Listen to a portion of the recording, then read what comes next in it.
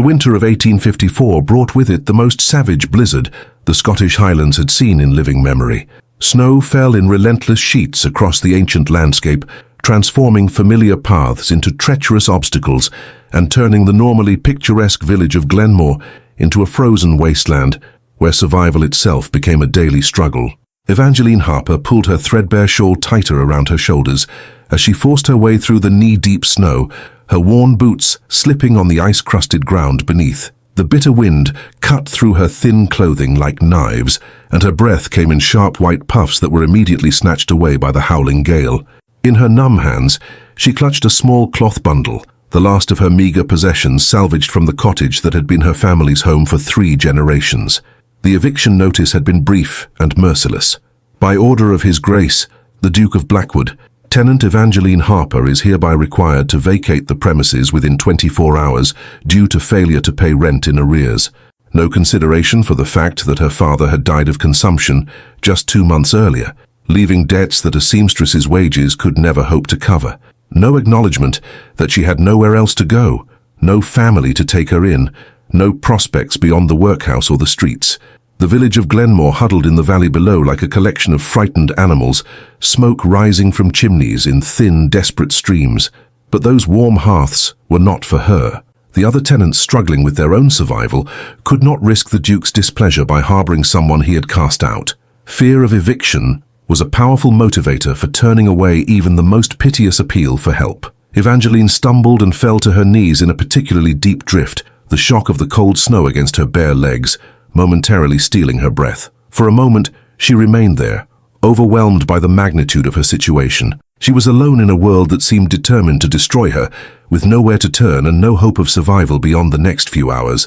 But Evangeline Harper had not inherited her father's gentle nature or her mother's resigned acceptance of hardship.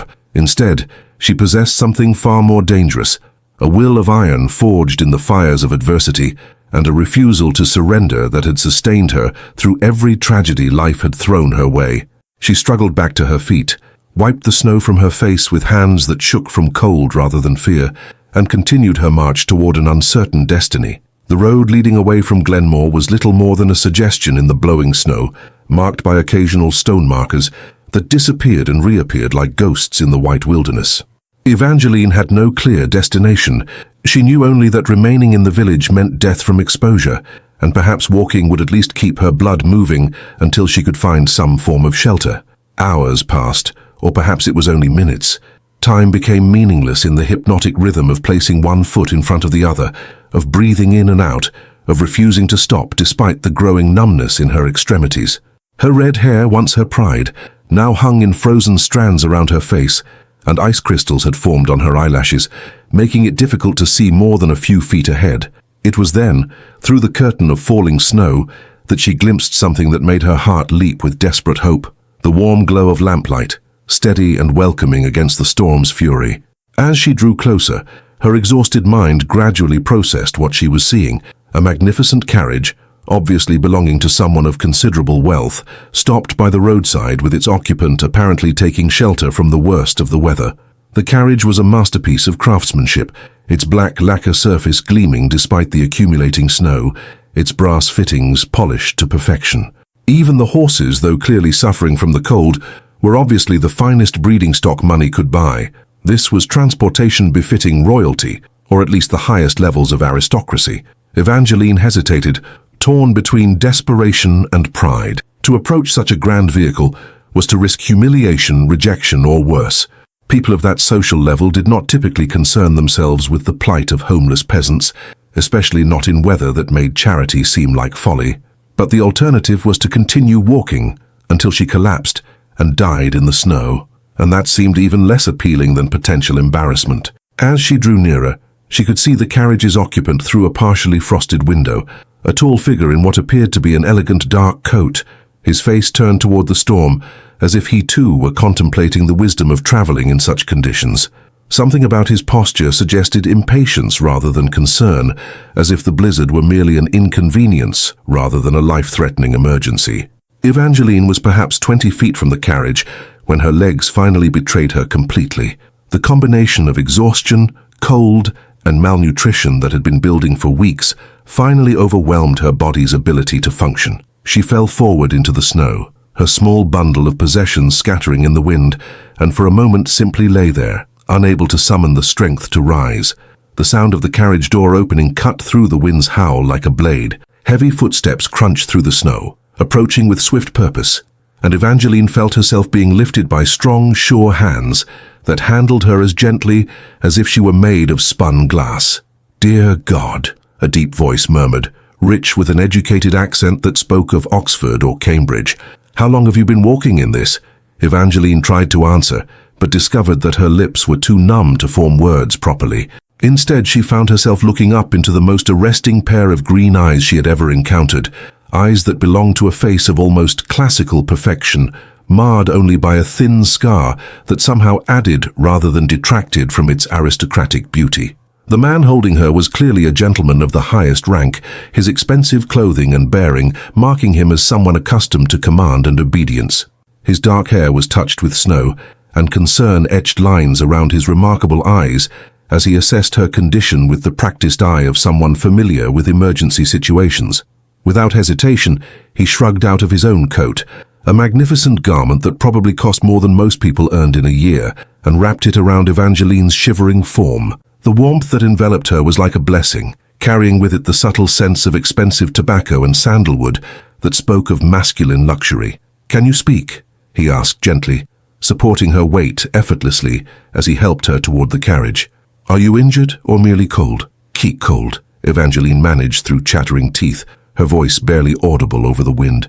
"So very cold." The stranger lifted her into the carriage's plush interior with the same careful attention he might have shown to precious cargo. The contrast between the wild storm outside and the warm, cushioned sanctuary within was so dramatic that Evangeline felt momentarily disoriented, as if she had somehow been transported to an entirely different world. "Johnson," the man called to his driver, his voice carrying clearly despite the weather. "Make for the nearest inn with all speed, and send word ahead that we require hot bricks, blankets, and a physician, if one can be found." As the carriage lurched into motion, Evangeline found herself wrapped in additional blankets that had been stored beneath the seats, while her rescuer busied himself with a silver flask and traveling provisions that spoke of someone prepared for extended journeys. "Drink this," he commanded gently, offering her a small measure of what proved to be excellent brandy. "Slowly now, just enough to help restore circulation." The liquor burned her throat, but she could feel warmth beginning to spread through her chest as she obeyed his instructions. For the first time in hours, she allowed herself to believe that she might actually survive this ordeal. "I am Sebastian Blackwood," the man said, settling back into the seat across from her with an expression of concern that seemed entirely genuine. "Duke of Blackwood, and you, my dear, are the most foolishly brave woman I have ever encountered. What on earth possessed you to venture out in weather like this?" The name hit Evangeline like a physical blow, driving the breath from her lungs more effectively than the cold wind ever could. Duke Sebastian Blackwood, the man whose signature had condemned her to homelessness and possible death, whose estate managers had shown her no mercy despite her desperate pleas, whose very existence represented everything that was wrong with the rigid class system that crushed people like her beneath its weight. And yet here he sat, having just saved her life with an act of spontaneous kindness, his green eyes warm with genuine concern as he waited for her answer. The irony was so bitter it almost made her laugh, if she had possessed the strength for such an emotion. I was evicted," Evangeline managed, her voice still weak from cold but gaining strength with each word. "From my cottage in Glenmore. I had nowhere else to go." Sebastian's expression grew troubled. "Evicted? In this weather? What manner of landlord would turn out a tenant during a blizzard?" The question hung in the air between them like a sword waiting to fall. Evangeline could see no advantage in deception. He would discover the truth soon enough, and perhaps honesty might earn her a few more moments of warmth before he cast her out again. "You would, Your Grace," she said quietly, meeting his gaze with a courage born of having nothing left to lose. "The eviction notice bore your signature. I was Evangeline Harper of Rose Cottage." The silence that followed was deafening, broken only by the steady rhythm of the carriage wheels and the wind howling outside. Sebastian's face went through a series of expressions: shock, confusion, recognition, and finally something that might have been horror. "Harper," he repeated slowly as if testing the name. "The seamstress. Your father died recently of consumption." 2 months ago, Evangeline confirmed, surprised that he knew such details about his tenants' lives. "He left debts that I could not hope to pay on my wages, despite working every hour I could manage." Sebastian was quiet for a long moment, his keen mind clearly processing information at rapid speed. "I never signed such an order," he said finally, his voice carrying an edge of steel that suggested controlled anger. "I gave no instructions for winter evictions, and I certainly would not have authorized putting anyone out during a blizzard." Evangeline stared at him in confusion. "But the notice, your signature, was either forged or applied without my knowledge," Sebastian said grimly. "I have been traveling on the continent for the past 6 weeks, attending to family business in Austria. I only returned to Scotland yesterday." His green eyes hardened with fury that was clearly not directed at her. "It appears my estate manager has been taking certain liberties in my absence." The revelation was staggering. Evangeline felt her world shifting yet again, this time in a direction she could never have anticipated. "Mr. Grimsby?" she whispered, naming the man who had delivered her eviction notice with such obvious satisfaction. "Grimsby," Sebastian confirmed, his tone making the name sound like a curse. "I should have known. The man has always been too eager to demonstrate his authority, particularly when I am not present to observe his methods." As the carriage continued its journey through the storm, Sebastian began asking careful questions about Evangeline's situation, drawing out details that painted a picture of systematic abuse of power. Grimsby, it seemed, had been using the Duke's absence to settle personal grudges and demonstrate his control over the tenant farmers. Several families had been evicted on spurious grounds, their properties immediately relet to his relatives and associates at reduced rents. "Your father," Sebastian said thoughtfully. "I recall now that he requested an audience with me last summer.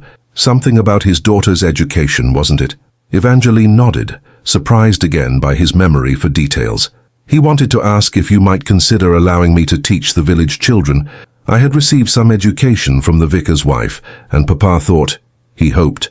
She trailed off, remembering her father's dreams of bettering their circumstances through education and hard work. "I regret that I was unable to meet with him," Sebastian said quietly.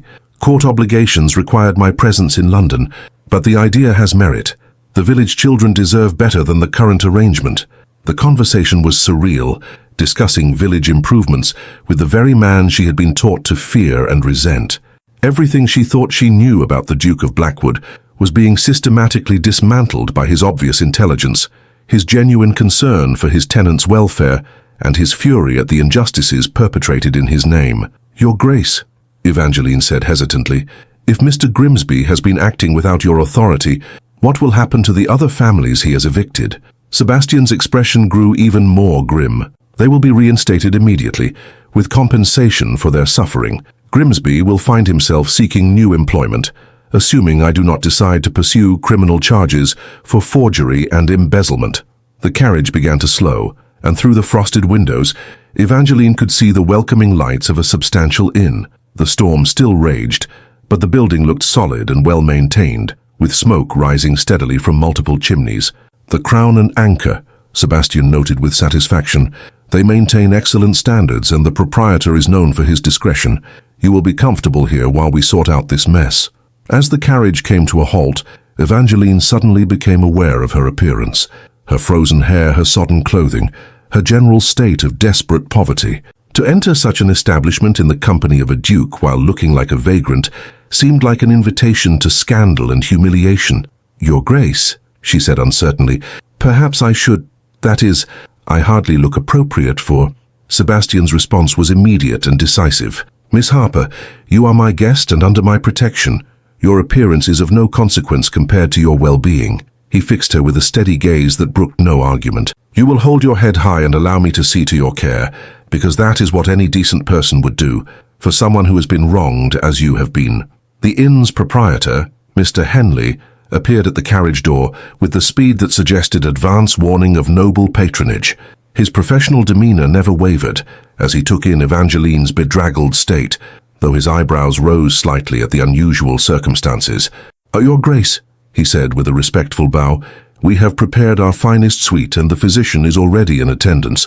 Hot baths have been drawn, and my wife has laid out appropriate garments for the lady."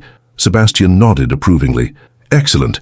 Miss Harper will require your very best care, spare no expense for her comfort. As they entered the inn's warm, welcoming interior, Evangeline caught sight of herself in a mirror and nearly gasped at her reflection. She looked like a wild creature dragged in from the storm, hair tangled and damp, face flushed from cold, Sebastian's expensive coat hanging around her like an incongruous royal robe. But when she glanced at Sebastian, she saw no judgment in his expression, only continued concern and something else, a growing anger that seemed to intensify with each new detail he learned about her treatment. "Miss Harper," he said formally as the innkeeper's wife appeared to escort her to her room, "please rest and recover your strength. When you are ready, I would be honored if you would join me for dinner. We have much to discuss regarding your future and the correction of these injustices." As Evangeline was led away to experience luxuries she had never imagined possible, she found herself wondering if she had somehow died in the snow and awakened in a dream. The Duke of Blackwood, whom she had been prepared to hate as the architect of her misfortune, had instead proven to be her salvation. But more troubling than her confusion was the growing realization that Sebastian Blackwood was not at all what she had expected. He was intelligent, compassionate, and possessed of a sense of justice that demanded action rather than mere sympathy. And when he looked at her with those remarkable green eyes, she felt something stirring in her chest that had nothing to do with gratitude and everything to do with the dangerous territory of attraction to a man so far above her station that such feelings could only lead to heartbreak. The revolution in her understanding was complete, but the real danger was just beginning. 2 hours later, Evangeline barely recognized herself in the looking glass. Mrs.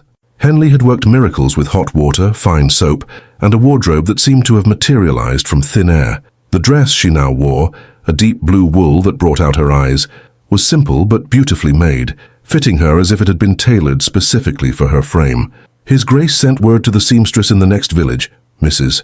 Henley explained as she put the finishing touches on Evangeline's hair, arranging the auburn waves into an elegant style that transformed her from waif to lady. "Amazing what can be accomplished when money is no object and the weather be damned." Evangeline touched the soft fabric of her skirt with wondering fingers. "This must have cost a fortune." "Aye, and well spent," Mrs. Henley said firmly. "His Grace was quite specific that you were to be treated with every courtesy. Said any expense was justified." She paused in her work, studying Evangeline's reflection with the eye of a woman who had seen much of life. "Not often a duke takes such personal interest in a tenant's welfare, if you don't mind me saying." The observation sent a flutter of unease through Evangeline's chest.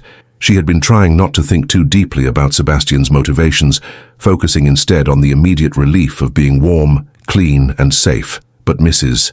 Henley's comment forced her to confront the question she had been avoiding. Why was a duke going to such extraordinary lengths for a peasant girl he had met by chance? When she descended to the inn's private dining room, she found Sebastian waiting by the fireplace, having exchanged his travel clothes for evening attire that emphasized his aristocratic bearing. He had been reading correspondence, but looked up immediately at her entrance, his green eyes widening with what appeared to be genuine surprise. "Miss Harper," he said, rising with fluid grace, "you look, that is, the improvement in your appearance is quite remarkable." Evangeline felt heat rise in her cheeks at the compliment, cursory though it was. "Your Grace is too kind. I fear I am not accustomed to such luxury." "Perhaps not," Sebastian agreed, "but you wear it well." He gestured toward the table that had been laid for two, complete with crystal glasses and silver service that reflected the firelight. "Shall we dine? I confess I am eager to hear more of your situation and to share what I have learned about my estate manager's activities." As they settled at the table, Sebastian poured wine from a bottle that Evangeline suspected cost more than her family had spent on food in months.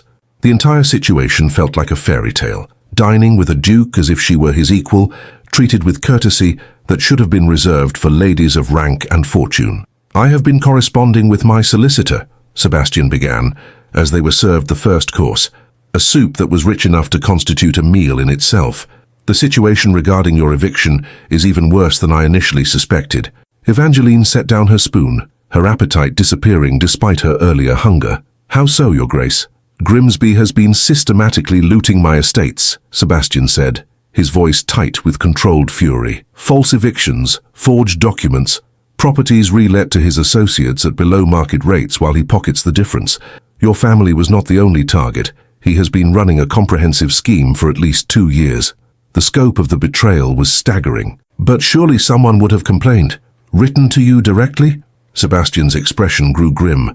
Several tenants did attempt to contact me. Their letters were intercepted by Grimsby and never reached me. When I return to London, I will discover that my correspondence has been edited to prevent such complaints from coming to my attention. Evangeline felt sick at the realization of how many families had suffered while their pleas for help went unanswered. What will you do? Justice will be swift and comprehensive, Sebastian said with quiet determination. Grimsby will face criminal charges. Every family wrongfully evicted will be restored to their homes with compensation for their losses. The estate management will be completely reorganized under my direct supervision. The promise of justice was gratifying, but Evangeline found herself focused on a more personal concern. And my cottage, Rose Cottage, where my family lived for 3 generations, is yours by right, Sebastian said firmly. I have already sent instructions that it is to be prepared for your immediate return, with improvements to make it more comfortable for the winter months. Relief flooded through Evangeline, followed immediately by confusion. Your Grace's generosity overwhelms me, but I confess I do not understand why you take such personal interest in my situation. Surely there are others among your tenants who have suffered greater losses. Sebastian was quiet for a moment, swirling the wine in his glass as he considered his answer. When he spoke, his voice was thoughtful rather than defensive. You are not wrong to question my motivations, Miss Harper. In truth, I am questioning them myself. He looked directly at her, and something in his expression made her heart skip. I could claim that duty demands I right the wrongs done in my name, and that would be true. I could say that Christian charity compels me to aid those in distress, and that would also be accurate. But, Evangeline prompted softly, but the complete truth is more complex. Sebastian set down his glass and leaned back in his chair, studying her with an intensity that made her feel exposed. When I found you in that storm, something inside me awakened. For the first time in years, I felt genuinely moved by another person's plight, not from duty or obligation, but from something far more personal. The admission hung in the air between them like a challenge. Evangeline felt her pulse quickening as she tried to process what he was telling her. Your Grace surely cannot mean, she began, then stopped, afraid to give voice to the possibility that was taking shape in her mind. I mean exactly what you think I mean, Sebastian said quietly, though I am as surprised by it as you are. I have known you for mere hours, yet I find myself more intrigued by your conversation, more concerned for your welfare, and more attracted to your company than I have been to any woman of my acquaintance. The confession sent shockwaves through Evangeline's entire being. Her Duke, a man who could have his pick of the most beautiful and accomplished women in England, was suggesting that he felt drawn to a penniless seamstress he had rescued from a snowstorm. This is impossible, she whispered, her voice barely audible. Your Grace, surely you realize the gulf between our stations makes any such attraction utterly inappropriate. Sebastian's smile was rueful but determined. Miss Harper, I have spent my entire life doing what is appropriate, what is expected, what is proper for a man of my position. I have courted suitable ladies, attended appropriate functions, and lived according to a rigid set of rules that left no room for spontaneity or genuine feeling. He leaned forward slightly, his green eyes intense with conviction. But tonight, sitting across from you, listening to your intelligence and spirit despite everything you have endured, I find myself wondering what might be possible if I stopped living according to other people's expectations and started following my own instincts. Evangeline felt the room spinning around her. This couldn't be happening. Fairy tales didn't come true for girls like her. Dukes didn't fall in love with seamstresses, and when they did, it ended in scandal and ruin for everyone involved. Your Grace, she said desperately, you don't understand what you're suggesting. If you were to pursue any sort of attachment with someone of my background, the scandal would destroy your reputation. Society would never accept such a match. Society, Sebastian said with a dismissive gesture, has already labeled me an eccentric recluse for refusing to marry one of their acceptable candidates. My reputation can withstand whatever gossip such a choice might generate. But the practical considerations, Evangeline protested weakly, are surmountable, Sebastian said firmly. Money can buy education, position, social polish, whatever external changes might be necessary. But it cannot buy character, intelligence, or genuine feeling, those you already possess in abundance. Before Evangeline could respond, Their conversation was interrupted by a commotion in the inn's main room, raised voices, the sound of someone demanding immediate audience with the Duke of Blackwood. Sebastian's expression darkened as he recognized the voice. "Grimsby," he said grimly, rising from his chair. "It seems my former estate manager has discovered my whereabouts." The door to their private dining room burst open without ceremony, admitting a man of middle years, whose face was flushed with cold and anger. Behind him crowded several other men, all wearing the rough clothing of estate workers or constables. "Your Grace," Grimsby said with false joviality that fooled no one, "what a relief to find you safe. When I heard you had been seen traveling in this dreadful weather, I immediately organized a search party. We've been worried sick about your safety." Sebastian's voice, when he replied, was colder than the storm outside. "How thoughtful of you, Grimsby. Though I confess myself surprised that your concern extends to my welfare, given your recent initiative regarding my estate management." Grimsby's eyes flicked to Evangeline, and his expression hardened with recognition and malice. "I see you have encountered the Harper girl. Your Grace, I must warn you that she is not what she appears. A troublemaker, prone to wild accusations and attempts to extract sympathy through fabricated tales of hardship.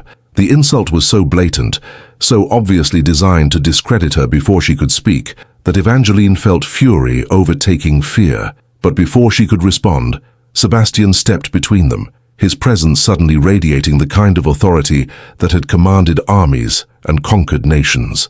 "Mr. Grimsby," he said with deadly quiet, "you will apologize to Miss Harper immediately, and then you will explain to me exactly how you came to believe you had the authority to evict my tenants without my knowledge or consent." The confrontation that followed would change everything, not just for Evangeline and Sebastian, but for every soul who lived under the protection of the Blackwood name. The silence that followed Sebastian's demand stretched like a taut wire ready to snap. Grimsby's face cycled through expressions of surprise, calculation, and finally desperate defiance as he realized that his carefully constructed web of deception was unraveling. "Your Grace surely doesn't expect me to apologize to a lying peasant girl," Grimsby said with false bravado. "This creature has obviously filled your ears with wild tales designed to extract sympathy and compensation. I was protecting your interests by removing a troublesome tenant who refused to pay her debts." Sebastian's green eyes grew as cold as Arctic ice. "The only wild tales I've heard tonight are the ones you're spinning now. I have correspondence from my solicitor detailing your forgeries, your embezzlement, and your systematic abuse of my tenants. Would you care to see it?" The color drained from Grimsby's face, but he pressed forward with the desperation of a man with nothing left to lose. "Whatever you think you've discovered, Your Grace, I can explain. But surely you don't intend to take the word of a nobody over that of a man who has served your family faithfully for 20 years. "I intend to take the word of documented evidence," Sebastian replied curtly. "Evidence that will be presented to the magistrate tomorrow, along with charges of fraud, forgery, and theft." Evangeline watched the exchange with fascination and growing admiration. This was Sebastian in his element, not the kind gentleman who had rescued her from the storm, but a duke wielding the full authority of his position with precision and power. There was something magnificent about watching him dismantle Grimsby's pretenses with such clinical efficiency. But Grimsby had one more card to play, and it was aimed directly at her heart. "Very well, Your Grace," he said with ugly satisfaction. "If you insist on believing the girl's lies, perhaps you should know the complete truth about her character. Ask her about the soldier she entertained while her father lay dying. Ask her about the promises she made to Captain Morrison in exchange for his protection." The accusation hit Evangeline like a physical blow, driving the breath from her lungs and sending ice water through her veins. She felt Sebastian's sharp gaze turn to her, seeking explanation, and the shame burned through her more fiercely than the cold had ever done. "That's not," she began, then stopped, realizing how her denial would sound, because there was just enough truth in Grimsby's words to make them devastatingly effective. "Miss Harper?" Sebastian's voice was carefully neutral, but she could hear the question beneath it, the sudden uncertainty about her character. Evangeline lifted her chin with the same courage that had carried her through the blizzard, meeting Sebastian's eyes directly, despite the humiliation coursing through her. "Captain Morrison did visit our cottage frequently during my father's illness. He brought medicine, food, and firewood that we could not afford. In return, I mended his uniforms and cooked meals when he was off duty." Grimsby's smile was triumphant. "How touching. And did these domestic arrangements Include other services as well? That is enough, Sebastian said sharply, but Evangeline could see the doubt creeping into his expression. The fairy tale was crumbling, destroyed by ugly reality, and the kind of gossip that followed poor women who accepted help from men. No, Evangeline said firmly, her voice growing stronger with each word. Let him finish his accusations. Let him say exactly what he thinks I am. She turned to face Grimsby directly, her blue-grey eyes blazing with righteous fury. You want to call me a whore, Mr. Grimsby? Then say it plainly. Don't hide behind innuendo and implications. Grimsby's face went slack with surprise at her direct challenge. He had clearly expected her to crumble under the weight of implied scandal, not to confront it head-on. That is, Your Grace surely understands. I understand that you are a coward, Evangeline said with withering contempt. A man who destroys reputations with whispers because he lacks the courage to face honest accusation. Yes, Captain Morrison helped my family when we were desperate. Yes, I was grateful for his kindness. But if you believe gratitude extended to compromising my virtue, then you are not only a thief and a liar, but a fool as well. She turned back to Sebastian, her heart hammering but her voice steady. Your Grace, I cannot control what people choose to believe about my character. But I can tell you the truth, and you can decide for yourself whether to credit the word of a man who has stolen from you for years, or a woman who has nothing to gain from deception. Sebastian studied her face with the intensity of a man trying to read a complex document in failing light. When he spoke, his voice was thoughtful rather than accusatory. Captain Morrison, he said slowly. That would be James Morrison of the Highland Regiment, the man who died of wounds received in the Crimea last month? Evangeline's eyes filled with tears at the mention of the man who had been one of the few bright spots in her family's final dark months. Yes, he was a good man, kind and honorable, despite... She gestured helplessly, unable to find words for the impossible situation of accepting help from a man who had clearly cared for her more than was strictly appropriate. Despite being in love with you, Sebastian finished quietly. The simple statement hung in the air like a confession. Evangeline nodded miserably, unable to speak past the tightness in her throat. And you? Did you return his feelings? It was the question she had been dreading, because the answer was so complicated, so tangled up with gratitude and grief and the terrible practicality of survival. I cared for him greatly. He was brave and good, and he deserved better than the hand life dealt him, but I could not give him what he wanted most, which was marriage, a future together, love uncomplicated by duty or desperation. Evangeline's voice cracked slightly as she spoke. He asked me to marry him just before he left for the war. I told him I could not accept a proposal made from pity, even when it came from the kindest heart I had ever known.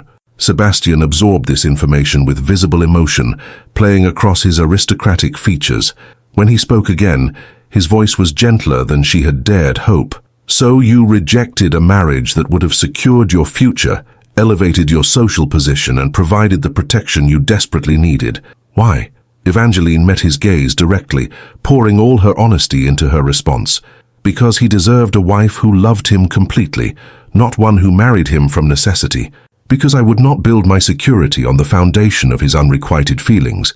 And because, she hesitated, then forged ahead with the truth that had guided all her choices.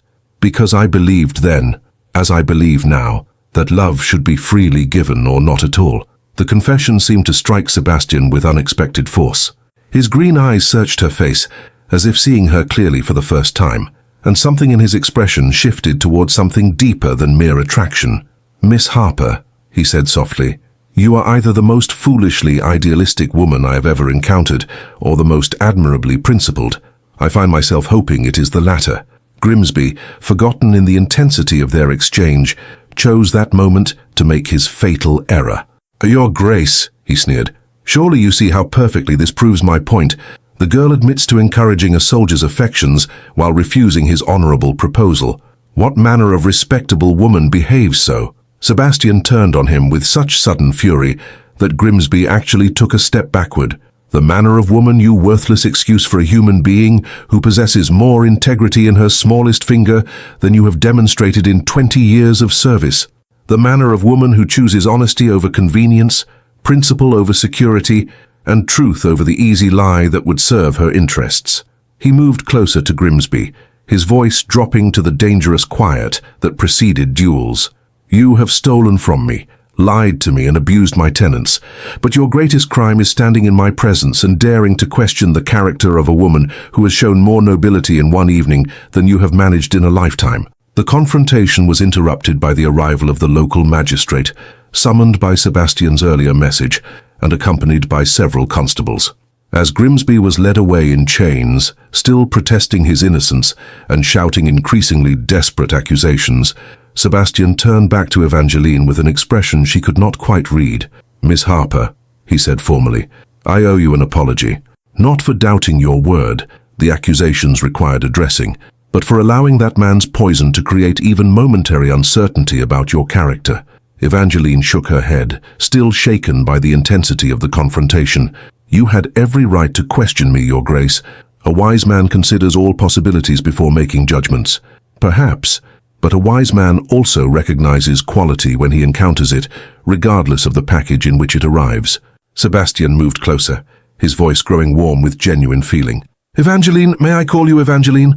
Tonight has shown me that my initial instincts about you were not merely correct, but inadequate. You are not just beautiful and intelligent, but possessed of a moral courage that humbles me." The use of her given name sent warmth flooding through her chest, even as his praise made her feel lightheaded. "Your Grace, you give me too much credit." "I give you exactly the credit you deserve," Sebastian said firmly, "and I find myself more convinced than ever that my earlier confession was not merely the product of rescue-induced sentiment, but genuine recognition of something extraordinary." As the inn settled back into quiet around them, Evangeline found herself facing a choice that would determine the entire course of her future.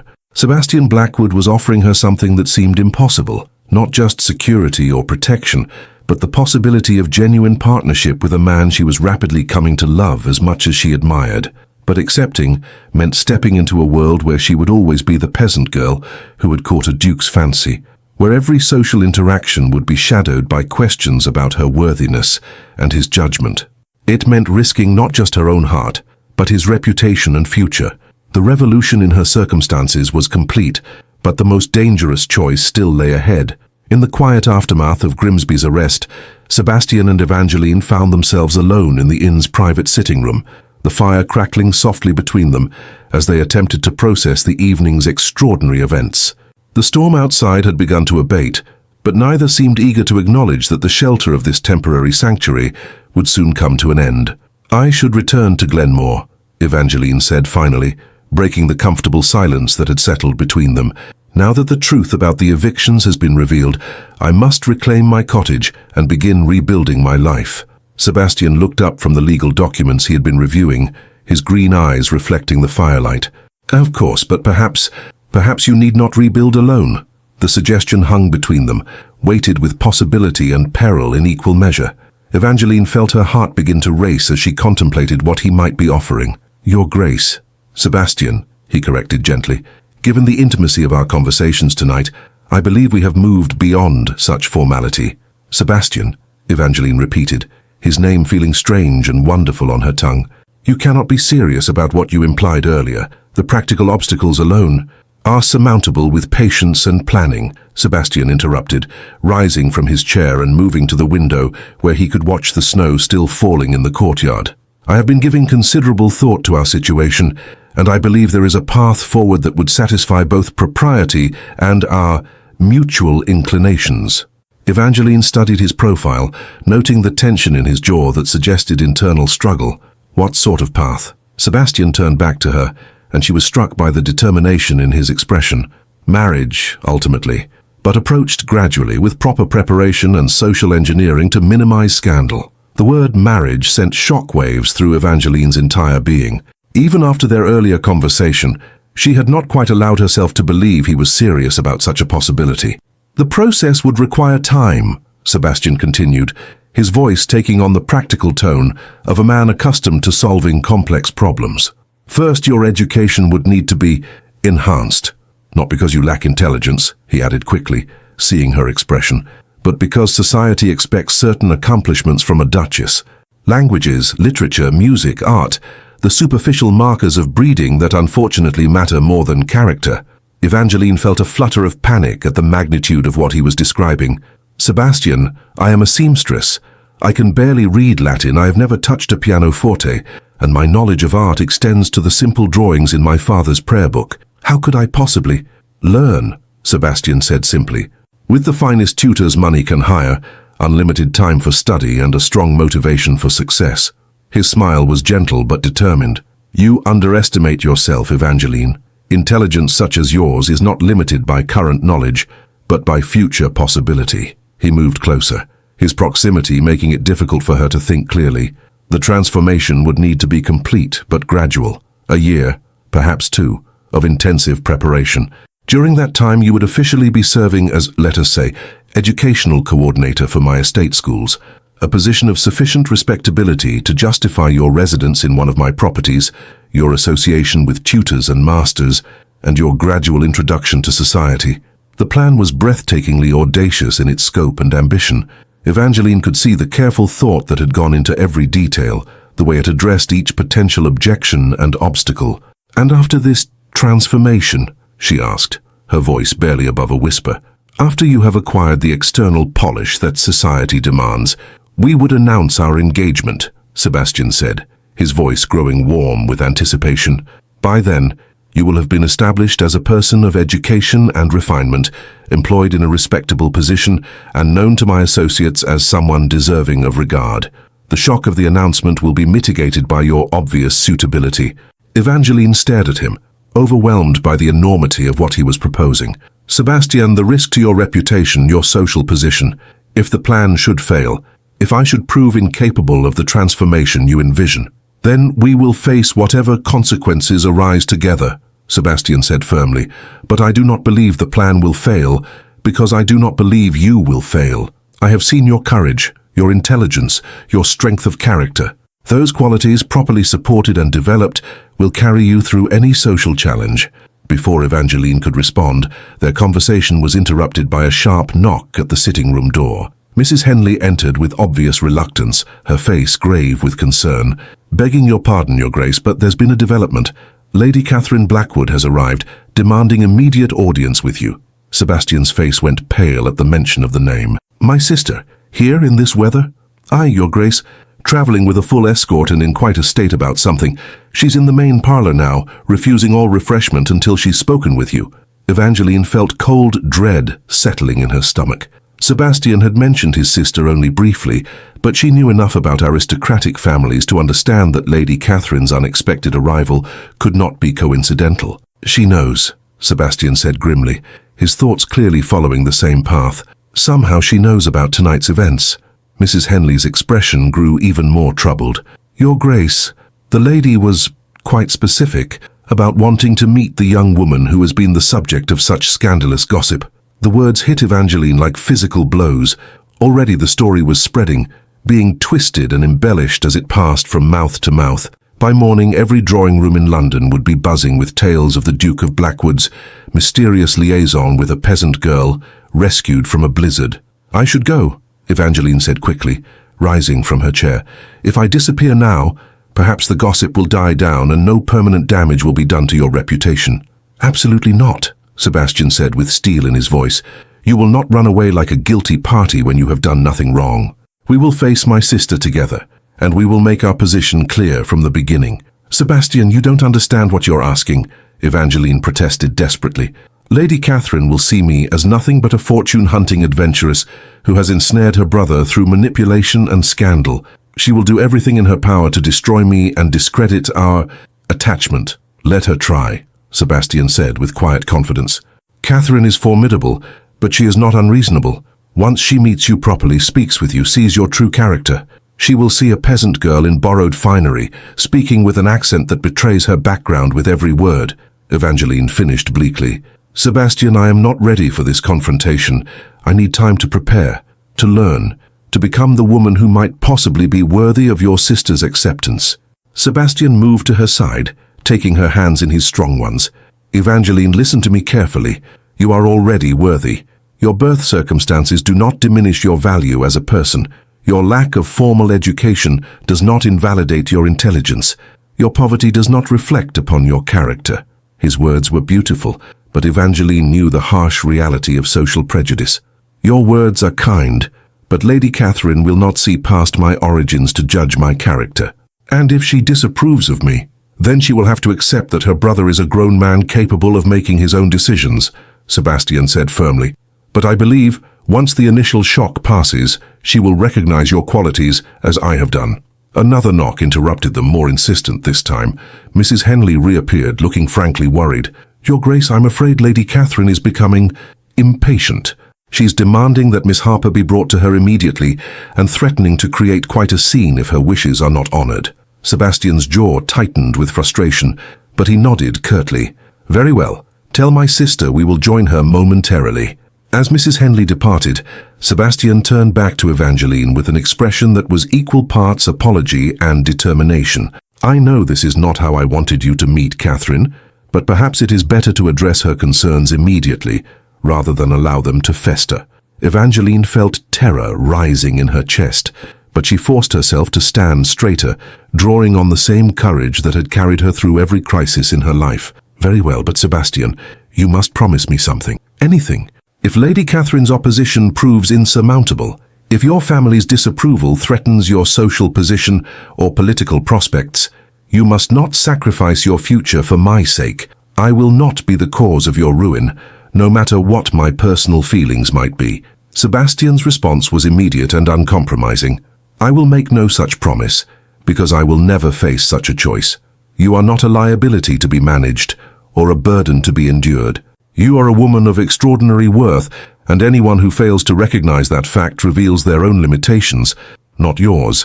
As they prepared to face Lady Catherine's judgment, Evangeline found herself clinging to Sebastian's confidence, even as her own courage wavered. The next few minutes would determine whether their impossible love story would be allowed to continue, or whether it would end before it had truly begun. The revolution was about to face its greatest test. Lady Catherine Blackwood stood in the inn's main parlour, like a force of nature contained in silk and steel. Tall, elegant, and possessed of the same striking green eyes as her brother, she radiated authority and barely controlled displeasure as Sebastian and Evangeline entered the room. Her travelling dress, despite the harsh weather, remained immaculate, and her posture spoke of a woman accustomed to being obeyed without question. Sebastian, she said without preamble, her voice carrying the crisp precision of aristocratic education, I trust you can explain why half of London is buzzing with rumours about your scandalous behaviour with a tenant farmer's daughter. Evangeline felt her courage falter under Lady Catherine's penetrating gaze, but Sebastian moved protectively to her side, his presence lending her strength. Catherine, Sebastian replied with equal formality, may I present Miss Evangeline Harper. Evangeline, my sister, Lady Catherine Blackwood. Evangeline managed a curtsy that she hoped was appropriate, though her hands trembled slightly as she performed the gesture. Your ladyship. Lady Catherine's examination was thorough and unforgiving, taking in every detail of Evangeline's appearance, bearing, and manner. The silence stretched uncomfortably as the older woman's sharp intelligence assessed the situation with ruthless efficiency. Miss Harper, Lady Catherine said finally, her tone giving nothing away, you are the young woman my brother rescued from the blizzard, I presume. Yes, your ladyship. Evangeline's voice was steady despite her inner turmoil. And you are also the tenant who was evicted from Rose Cottage by our former estate manager. I am, your ladyship. Lady Catherine moved closer, her scrutiny becoming even more intense. Tell me, Miss Harper, what precisely are your intentions regarding my brother? The blunt question hung in the air like a challenge. Evangeline felt Sebastian tense beside her, but she knew this was her moment to prove herself worthy of his faith in her character. I have no intentions beyond gratitude for his kindness, your ladyship, Evangeline said honestly. Your brother saved my life and has shown me generosity I could never have expected or deserved. I would never presume to aspire to anything beyond that. And yet, Lady Catherine continued relentlessly, the rumours suggest a rather more intimate association has developed between you. Heat flooded Evangeline's cheeks, but she held Lady Catherine's gaze steadily. Your ladyship, I cannot control what gossips choose to say about a chance encounter.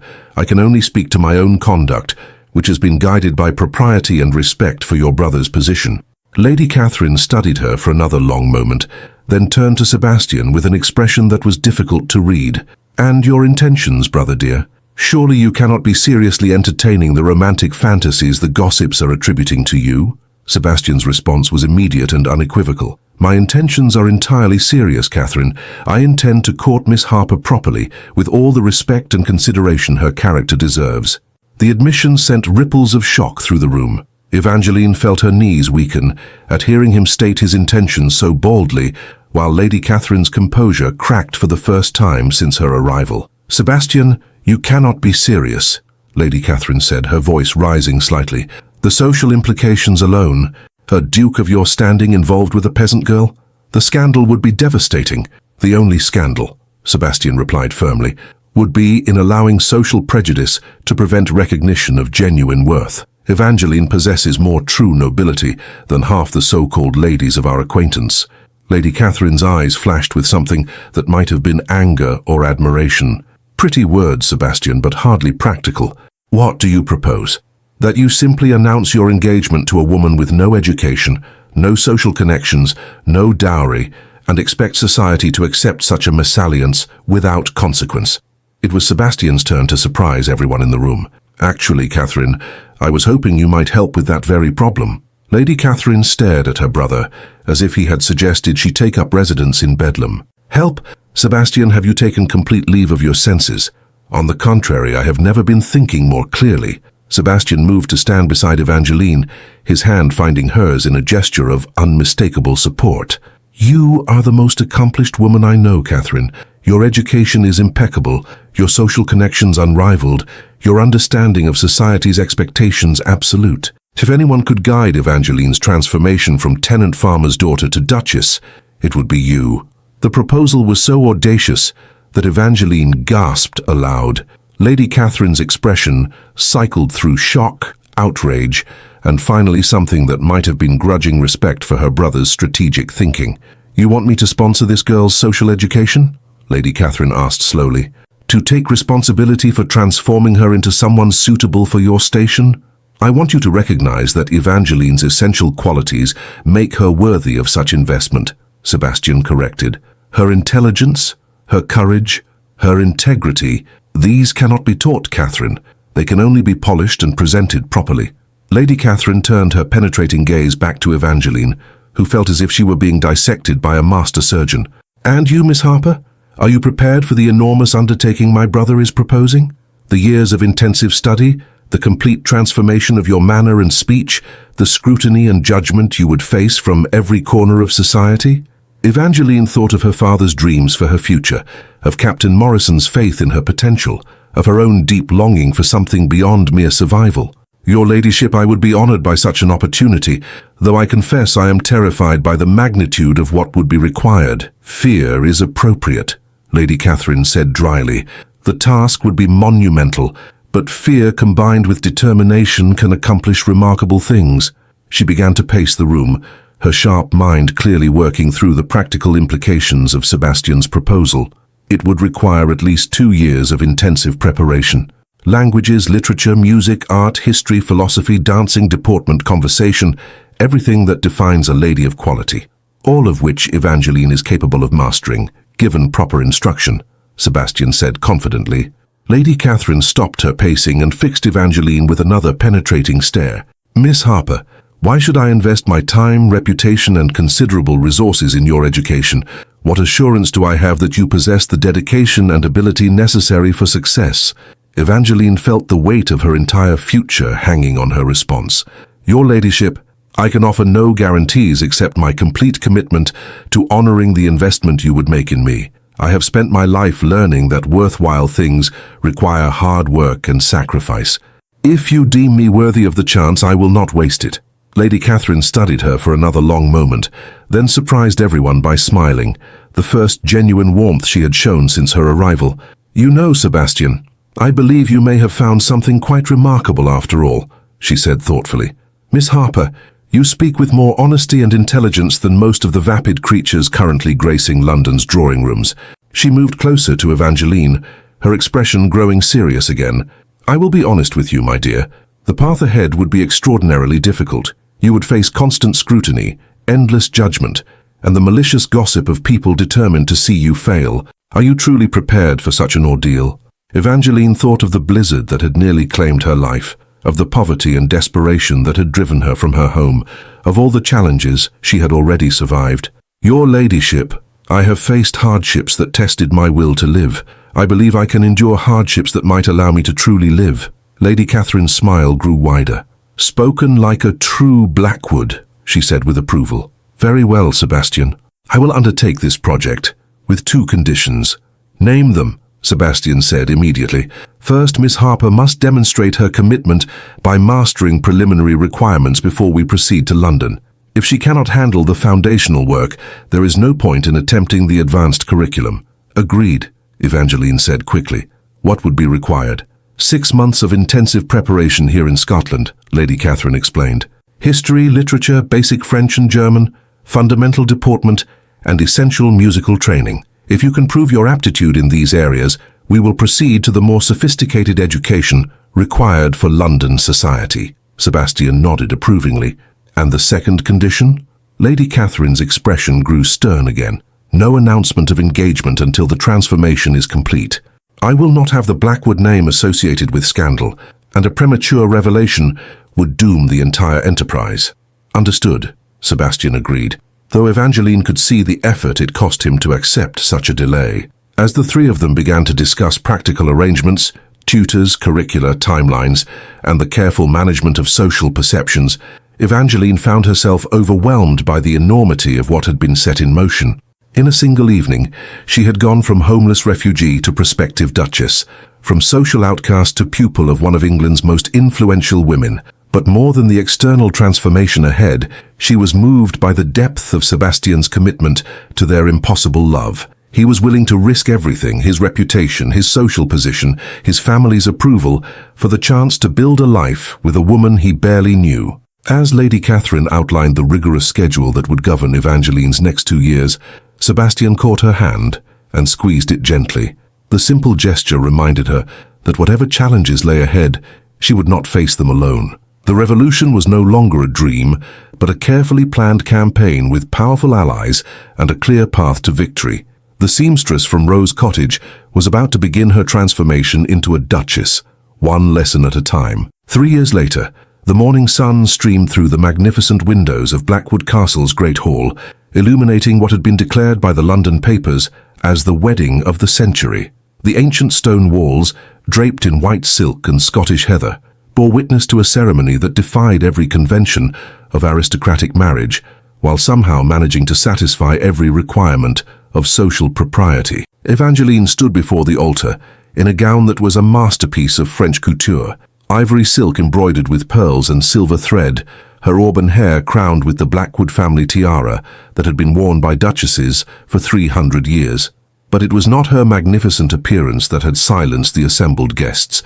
It was the transformation that lay beneath the surface, the complete metamorphosis from desperate peasant to accomplished aristocrat. The journey to this moment had been extraordinary. True to Lady Catherine's prediction, the preliminary 6 months in Scotland had proven both grueling and revelatory. Under the tutelage of masters imported from Edinburgh and London, Evangeline had demonstrated an intellectual capacity that astonished even Sebastian. Languages came to her with startling ease, literature sparked passionate discussions that impressed her tutors, and her musical ability, once awakened, proved to be genuinely gifted. The transition to London had been more challenging but equally successful. Lady Catherine, true to her word, had orchestrated Evangeline's introduction to society with the precision of a military campaign. As Sebastian's educational coordinator, a position that involved establishing schools throughout his estates, Evangeline had gradually become known in the right circles as a woman of intelligence, refinement, and admirable dedication to charitable works. The announcement of their engagement, when it finally came after 18 months of careful preparation, had still created ripples of shock throughout the ton. But by then, Evangeline had become such an established figure in educated society that the surprise focused more on Sebastian's long-maintained bachelorhood than on his choice of bride. "You may kiss your bride," the Archbishop of Canterbury declared, his voice echoing through the hall packed with peers of the realm, foreign dignitaries, and representatives of every great family in Britain. Sebastian lifted Evangeline's veil with hands that trembled slightly, revealing a face radiant with joy and triumph. As his lips met hers in their first kiss, as husband and wife, The assembled guests erupted in applause that seemed to shake the very foundations of the ancient castle. "Your Grace," Sebastian murmured against her ear as they turned to face their guests, "may I say you have never looked more beautiful?" Evangeline smiled, her confidence now as natural as breathing. "Thank you, my lord husband, though I confess I am still occasionally surprised to hear that title applied to me." They processed down the aisle together, past faces both familiar and new. In the front rows sat Lady Catherine, resplendent in emerald silk, and wearing an expression of unmistakable pride in her protégé's achievement. Beside her, the Dowager Duchess of Marlborough, one of society's most formidable arbiters of taste, nodded approvingly at the couple's obvious happiness. But perhaps the most meaningful sight was in the section reserved for Evangeline's personal guests, the families from Glenmore who had been restored to their homes, the children from the estate schools she had established, and even Mrs. Henley from the Crown and Anchor, all dressed in their finest clothing and beaming with pride for the girl who had risen from their ranks to the pinnacle of social achievement. The wedding breakfast was held in Blackwood Castle's restored ballroom, where crystal chandeliers cast rainbows across walls hung with portraits of Sebastian's ancestors. As Evangeline moved through the receiving line, accepting congratulations from dukes and duchesses, foreign ambassadors and cabinet ministers, she marveled at how natural it all felt now. "Your Grace," the French ambassador said in perfect English as he bowed over her hand, "may I compliment you on your remarkable command of our language? I understand you spoke quite eloquently at the International Women's Education Conference last month." "You are too kind, Excellency," Evangeline replied smoothly in flawless French, "though I must credit my husband's support and my sister-in-law's excellent guidance for whatever accomplishments I may claim." The transformation was complete, but not in the superficial way she had once feared. Evangeline had not become a different person. She had become the fullest expression of who she had always been beneath the limitations of her circumstances.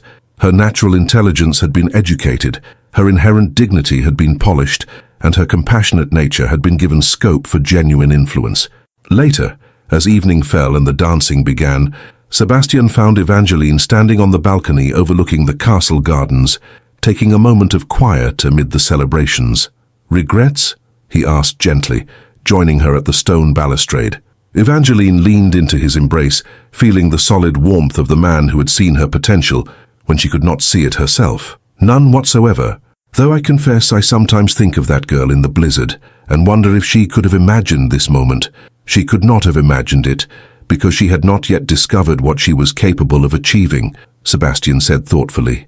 But the courage that carried her through that storm was the same courage that sustained her through everything that followed. They stood together in comfortable silence, watching the last of the snow melt in the warming spring air. The gardens below them were beginning to bloom with daffodils and early roses, symbols of renewal and growth that seemed particularly appropriate for their wedding day. "Sebastian," Evangeline said softly, "what you did for me, taking such an enormous risk on a stranger, believing in possibilities that seemed impossible. What I did was recognize quality when I encountered it," Sebastian interrupted gently. "The risk was minimal compared to the potential reward. And look how magnificently that investment has proven itself." Indeed, Evangeline's transformation had exceeded every expectation. She had not merely learned to mimic aristocratic behavior, she had become a genuine leader in society, using her position to advocate for education reform, workers' rights and opportunities for women. Her speeches in the House of Lords Ladies' Gallery had become legendary, and her charitable foundations were models of efficient compassion. "The Duchess of Blackwood," Evangeline mused, testing the title that would define her for the rest of her life. "Sometimes I still cannot believe it is real." "Believe it," Sebastian said firmly, turning her in his arms so he could see her face clearly. "You have earned every bit of respect and admiration you receive. You have proven that true nobility comes from character, not birth, and that love can indeed conquer every obstacle when it is supported by determination and courage." From the ballroom behind them came the sound of laughter and music, the celebration of their love story that had captured the imagination of a nation.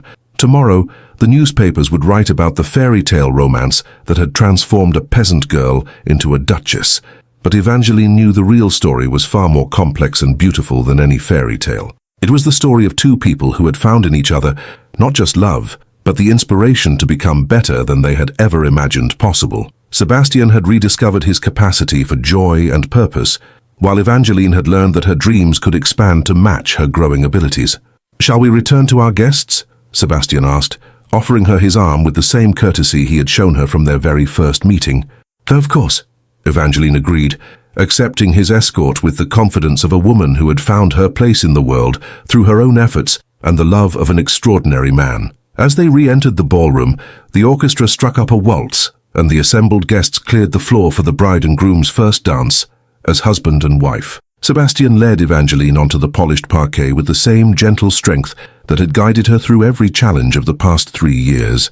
"I love you," he whispered as they moved together in perfect harmony, their steps as synchronized as their hearts. "And I love you," Evangeline replied, her voice carrying clearly over the music. "Today, tomorrow, and for all the years to come." Around them, the cream of British society watched and applauded, but in that moment there was only Sebastian and Evangeline, bound together by a love that had triumphed over every obstacle and transformed them both into something greater than either could have achieved alone. The girl who had stood alone in a blizzard had found her home at last, not in a place, but in the arms of a man who had seen her worth when she was at her lowest point and had given her the tools to rise to heights she had never dared dream possible. Their love story would be remembered for generations, not as a fairy tale of impossible romance, but as a testament to the transformative power of love combined with determination, education, and the courage to defy social convention in pursuit of genuine happiness. The revolution was complete, and its victory would echo through the ages. Don't forget to hit like and subscribe so you don't miss the next story.